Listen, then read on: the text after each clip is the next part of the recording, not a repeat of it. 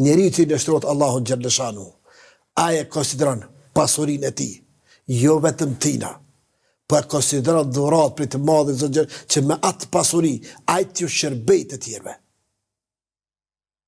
Është mëshiru nga Allahu dhe ai mëshiron të tjerët.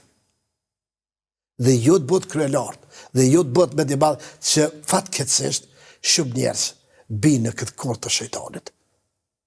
Binë në këtë kurrë të shejtanit. Pra, kur shohim se po na shtohet pasuria, duhet ta po themi menaxhojmë pak veten, a mos po na rritet pak mendja, a mos po ndihemi pak më arrogant, po na largon kjo nga feja, pra duhet i bëjmë këto hesape, sa herë që fitojmë shumë në informirë.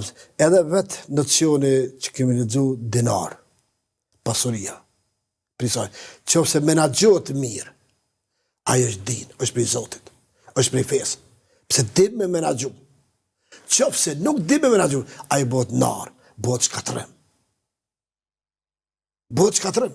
Sa do që është bereqet, është mirësi për Zotit gjallë, po qofse ti nuk e manipulon, ti nuk e menaxhon mirë, atëherë ajo ta humblerën, të bën arrogant.